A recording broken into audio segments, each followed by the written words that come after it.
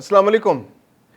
Israeli security काबीना ने आखिरकार एक घिनौने मंसूबे की मंजूरी दे दी और वो मंसूबा यह है कि फ़िज़ाई हमलों के बाद अब गज़ा के अंदर ज़मीनी फ़ौजें दाखिल की जाएं ताकि वहाँ से हमास को बेदखल किया जाए। इसके अलावा जो गज़ा में फ़लस्तीनी मौजूद हैं उनको भी धकेल कर पीछे जनूब के इलाकों में ले जाया जाए और अल मवासी के इलाकों में उनको मुंतकिल किया जाए और इस इलाके को डिमिलिटराइज करके यहाँ पर एक अपनी मर्जी की कठपुतली हुकूमत कायम की जाए। ये मंसूबा है जो मरहलावार मुकम्मल किया जाएगा। लेकिन दूसरी जानिब इसराइल की फौज ने इस पर तहफ़्फ़ुज़ात का इज़हार कर दिया है। वहाँ की जो अस्करी क़यादत है उन्होंने कहा है कि ये मंसूबा नामुनासिब है, इससे बहुत बड़े पैमाने पर जानी नुकसान हो सकता है और ये किसी तरह भी इसराइल के मफाद में नहीं है। लेकिन नेतन्याहू के दिमाग पर जो जंगी जुनून सवार है उसने इस मंसूबे को हर सूरत मुकम्मल करने का मंसूबा बना लिया है। दूसरी जानिब हमास भी तैयार है कि अब इसराइल की फौज जब गजा के अंदर ज़मीनी फौजें दाखिल होंगी तो उनको खुलकर उनका मुकाबला करने और उनको नुकसान पहुंचाने और उनको नीस्त नाबूद करने का मौका मिलेगा। मैं हूं खुर्रम कलीम और आप देख रहे हैं 24 डिजिटल। पिछले 1.5-2 साल के अंदर गजा के अंदर जो तबाही हुई इसकी मिसाल दुनिया की तारीख में मिलना मुश्किल है। मासूम शहरियों को, खवातीन को, बच्चों को, गैर मुसल्लह अफराद को फ़िज़ाई बमबारी के ज़रिए जिस तरह से शहीद किया गया उसकी मिसाल मिलना मुश्किल है। इसराइली फ़ौजों ने मज़ालिम के साबका तमाम रिकॉर्ड तोड़ दिया और दुनिया इस पर खामोश तमाशाई बनी रही, बल्कि ना सिर्फ खामोश तमाशाई बनी रही बल्कि जो वेस्ट और अमेरिका की उसको मुकम्मल सपोर्ट हासिल रही। अब कुछ 2-3 मुल्क जो हैं वो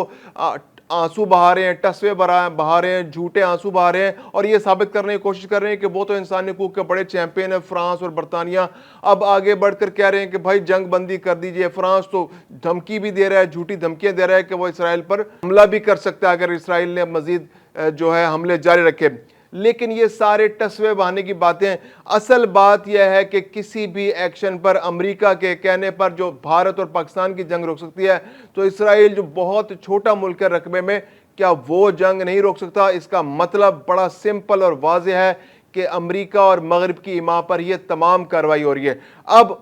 इसराइल ने अपना घिनौना मंसूबा खुलकर बयान कर दिया। 5 मरहले हैं इसके। पहला मरहला यह है कि वहां पर ज़मीनी फ़ौज दाखिल करना है और वहां से जो हमास है उसकी प्रेजेंस का खात्मा करना है, यानी हमास को टोटल ना सिर्फ उसको ख़त्म करना है और उसको गैर मुसल्लह कर देना है। दूसरा पॉइंट यह है कि तमाम अगवा शुदगान जो हमास के कंट्रोल में अगवा शुदगान इसराइली मौजूद हैं, जिंदा हैं या मुर्दा हैं, उनका वापस अपने मुल्क इसराइल लेकर जाना है। तीसरा नुक्ता यह है कि जो गजा के अंदर जो फौजी ताकत कुव्वत मौजूद है, जो मुसल्लह अफराद मौजूद हैं, उनको मिलिटराइज करना है। यानी अगर कोई मुसल्लह ग्रुप वहाँ मौजूद है, हमास है या कोई और ग्रुप मौजूद है, तो उससे असला लेकर उस पूरे इलाके को गैर मुसल्लह करना है और वहाँ से अपनी फ़ौजें भी गैर मुसल्लह, यानी अपनी फ़ौजों को भी जब टोटल कंट्रोल हो जाएगा तो उनको भी एक मरहला ऐसा आएगा कि जब वहाँ से निकालना पड़ेगा, उस टोटल इलाके को डीमिलिटराइज कर देंगे। लेकिन पहला मरहला यही है कि वहाँ पर जो मुसल्लह ग्रुप मौजूद हैं उनको डीमिलिटराइज करना है। इसके अलावा जो इसराइली सिक्योरिटी फोर्सेस हैं, अभी तो वहाँ पर इसराइली सिक्योरिटी फोर्सेस का 100% कंट्रोल नहीं है। वहाँ पर एक फ़लस्तीनी अथॉरिटी भी है, हमास भी वहाँ मौजूद है, मुख्तलिफ ग्रुप्स वहाँ मौजूद हैं, उनका भी कुछ इलाकों पर अपना कंट्रोल है या फिर वो अपनी अजारादारी वहाँ साबित करने के लिए अस्करी सलाहियत अपनी जाहिर करते रहते हैं। लेकिन इसराइल का प्लान ये है कि टोटल इवैक्यूएशन कराकर वहाँ से तमाम लोगों का इनखला करा दिया जाए, तमाम ग्रुपों का इनखला करा दिया जाए, तमाम सिविलियंस का इनखला करा दिया जाए और वहाँ पर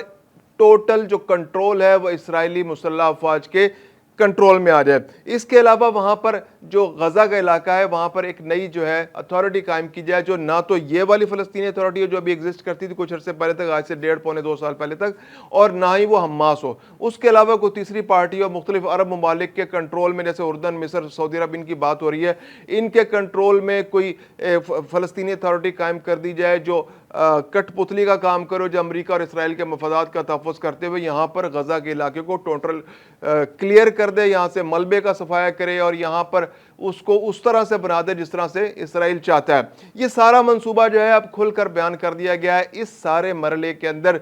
جو وہاں پر لوگ موجود ہیں، جو غزہ شہر کے اندر اب تک کچھ لوگ موجود ہیں، 1.5 لاکھ سے زیادہ آبادی تھی، 1,60,000 کی آبادی تھی غزہ شہر کی، اس کا انخلا تو ہو چکا ہے، تمام عمارتیں تباہ ہو چکی ہیں، لیکن اب بھی وہ لوگ جو ہیں غزہ کے آس پاس مختلف علاقوں میں کیمپوں میں موجود ہیں، یا وہ جو ریبلز ہیں، جو ملبہ ہے اس کے اندر چھپے ہوئے ہیں اور وہاں موجود ہیں اب بھی بڑی تعداد۔ البتہ 60,000 سے زیادہ لوگ شہید ہو چکے ہیں، لیکن پھر بھی تقریباً 1.5 لاکھ افراد جو ہے غزہ کے آس پاس، غزہ شہر کے آس پاس موجود ہیں۔ ان کو اس علاقے سے ایویکویٹ کرنا دھکیلا ہے۔ اب جو تقریباً 23 لاکھ آبادی تھی غزہ کی اس حملے سے پہلے، تو وہ اس کی بڑی تعداد پہلے ہی کیمپوں میں منتقل ہو چکی ہے، جو خان یونس کا علاقہ ہے یا الرفا کا علاقہ ہے۔ الرفا کا علاقہ وہ جو مصر سے ٹچ ہونے والا جو غزہ کا علاقہ ہے، وہاں پر منتقل ہو چکے ہیں۔ تو اب اسرائیل یہ پلان کر رہا ہے کہ خان یونس اور رفح کے علاقوں کو بھی خالی کرا کر ان فلسطینی پناہ گزینوں کو دھکیلتے ہوئے المواسی، جو بالکل جنوب کا علاقہ ہے غزہ کا، وہاں لے جایا جائے اور وہاں پر ان کی قسمت کا فیصلہ کیا جائے، اور وہاں سے ان کو کہیں اور کسی اور ملک میں منتقل کیا جائے، یا پھر ایک ایک کر کے ان کو یا تو بھوک کے سپرد کر دیا جائے اور وہ زندگی کی بازی ہار جائیں، یا پھر ان کی ایویکویشن وہاں سے ہو جائے، اور اس کے بعد اس علاقے پہ ٹوٹل کنٹرول کر کے اس کو نئی صورت میں، جیسے ٹرمپ صاحب کہتے ہیں کہ اس کو ایک سیاحتی مقام بنا دیا جائے جہاں دنیا کے بھر کے لوگ آئیں اور سیاحت کریں اور عیاشی کریں۔ تو یہ وہ پلان ہے جو اسرائیل اپنا ظاہر کر چکا ہے۔ دوسری جانب جو عسکری ذرائع ہیں، جو عسکری قیادت ہے جو وہاں کی، اس کو بڑی سیریس ریزرویشنز ہے۔ وہ کہتے ہیں کہ یہ اتنا پریکٹیکل نہیں ہے یہ جو آپ منصوبہ بنا رہے ہیں، کیونکہ اس میں بہت زیادہ خطرات ہیں، کیونکہ انہیں اندازہ ہے اسرائیل کی فوجی قیادت کو کہ جب اسرائیلی فوجیں غزہ کے اندر داخل ہوں گی تو حماس جو پہلے سے بہت بھری بیٹھی ہے، جس کو بہت غصہ ہے، کیونکہ وہ فضائی حملہ تو کر نہیں سکتے، ان کے پاس کوئی ایئر فورس تو ہے نہیں، نہ ان کے پاس مارٹر گولے ہیں، نہ ان کے پاس اینٹی ایئر کرافٹ گنز ہیں، یا اس طرح کا جدید اسلحہ تو ان کے پاس ہے نہیں کہ وہ اپنے علاقے میں بیٹھ کے اسرائیل کو نشانہ بنا سکے، لیکن ان کے پاس چھوٹے ویپن ضرور موجود ہیں، ان کے پاس لینڈ مائنز موجود ہیں، ان کے پاس چھوٹے راکٹ موجود ہیں، راکٹ لانچرز موجود ہیں، جس کے ذریعے وہ اسرائیلی ٹینکوں کو، اسرائیلی فوجیوں کو، اسرائیلی ملٹری گاڑیوں کو نشانہ بنا سکتے ہیں، تو اور وہاں بارودی سرنگیں بھی بچھا سکتے ہیں، اور اس سے اسرائیلی گاڑیوں کو، اسرائیلی فوجیوں کو شدید نقصان ہو سکتا ہے۔ تو جو عسکری قیادت ہے اس کو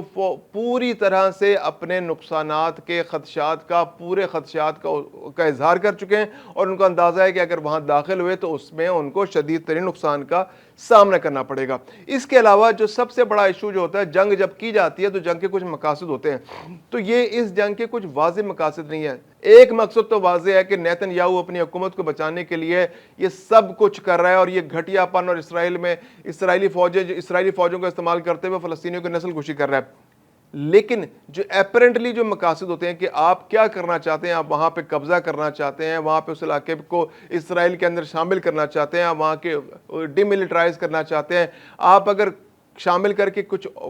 اس کو سیاحتی مرکز بنانا چاہتے ہیں، تو ابھی اس بارے میں اسرائیل کی جو پالیسی ہے وہ غیر واضح ہے۔ تو ایسے میں جو عسکری قیادت ہے وہ کہتی ہے کہ کسی ایسی منصوبے میں شامل ہونا جس میں جنگی مقاصد ہی کلیئر نہ ہو کہ کرنا کیا چاہ رہے ہیں آپ، تو وہ کسی طرح بھی سوٹیبل نہیں ہے، اور اس طرح کی صورتحال میں یہ ہوتا ہے کہ آپ کسی طویل جنگ کے اندر الجھتے چلے جاتے ہیں۔ پھر اس کے علاوہ جو بین الاقوامی دباؤ ہے وہ بھی بڑا شدید ہے، کیونکہ اب جس طرح سے نسل کشی میں اضافہ ہو رہا ہے، امریکہ کی جانب سے بھی اسرائیل پر دباؤ ڈالا جاتا ہے کہ آپ اس جنگ کو روک دیں، کیونکہ ڈونلڈ ٹرمپ جو ہے وہ یہ چاہتا ہے کہ اس کو نوبل امن پرائز ملے، تو وہ دنیا بھر میں جنگیں جتنی شروع ہوئی ہیں، کچھ تو جنگیں اس نے شروع کرائی اور خود ہی ختم کرا دی، جیسے وہ تھائی لینڈ اور وہ کی جنگ ہوئی، اس کے بعد اس کو جیسے شروع ہوئی اس کو 2-4 دن بعد اس کو ختم کرا دیا۔ اس کے علاوہ جو پاکستان بھارت کا جنگ کے خاتمے کا کریڈٹ بھی ڈیفینیٹلی ڈونلڈ ٹرمپ جنگ بندی کا لیتے ہیں۔ اس کے علاوہ وہ یہ چاہ رہے ہیں کہ یہ جنگ بھی ختم کرا کر یہاں پر امن قائم کیا جائے، تاکہ وہ نوبل امن پرائز جو ہے وہ حاصل کر سکے۔ لیکن اسرائیل اور اسرائیلی لابی، امریکہ کے اندر موجود یہودی لابی اور اسرائیلی لابی جو ہے اس کو سپورٹ نہیں کر رہی، اور وہ ڈونلڈ ٹرمپ جو ہے وہ اس پہ امپلیمنٹ نہیں کرا پا رہا جنگ بندی پر۔ امریکہ کی جانب سے ایک اسرائیل پر دباؤ موجود ہے کہ وہ جنگ کو اس وقت اسی مرحلے پر روک دے۔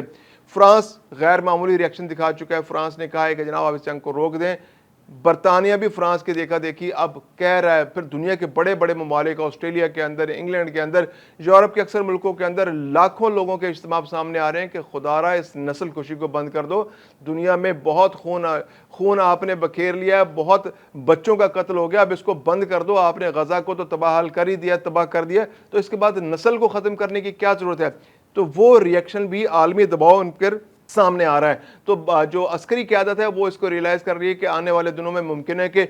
دباؤ اتنا شدید بڑھے کہ کہیں ایسا نہ ہو کہ یو این فورسز اس علاقے میں آ جائیں اور کوئی جنگ اور ہی صورت اختیار کر جائے۔ اس کے علاوہ جو غزہ کے بعد کی صورتحال ہے وہ بھی ابھی کلیئر نہیں ہے کہ وہ کنٹرول کس طرح سے ہوگا۔ کیا مستقل طور پر اسرائیل کی فوجیں یہاں رہیں گی اور غزہ کا کنٹرول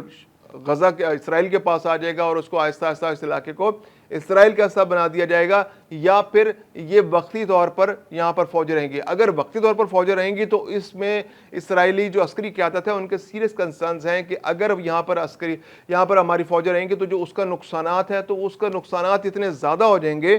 کہ اس کا جو آپ کو ریٹرن ملے گا وہ بہت کم ہوگا۔ اس کے علاوہ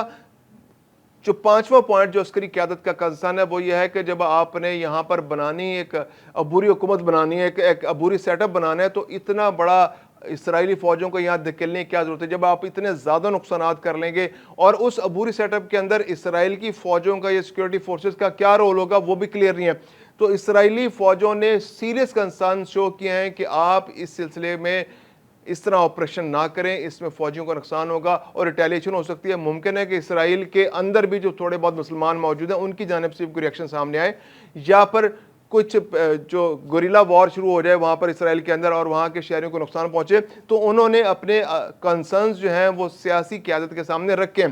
لیکن نیتن یاہو اور اس کی سیکیورٹی کابینہ کے دماغوں پر جنگی جنون سوار ہے۔ وہ ہر صورت اپنی حکومت بچانا چاہ رہے ہیں، وہ ہر صورت چاہ رہے ہیں کہ اسرائیلی فوجیں غزہ سے فلسطینیوں کا ٹوٹل خاتمہ کر دیں اور یہاں سے نسل کشی کر دیں، اس کا خاتمہ کر دیں اور غزہ کی جو ہے کہ نئی صورت سامنے آ جائے۔ لیکن دوسری جانب حماس کے بھی حوصلے بلند ہیں اور وہ اس چیلنج کا مقابلہ کرنے کے لیے بالکل تیار ہیں۔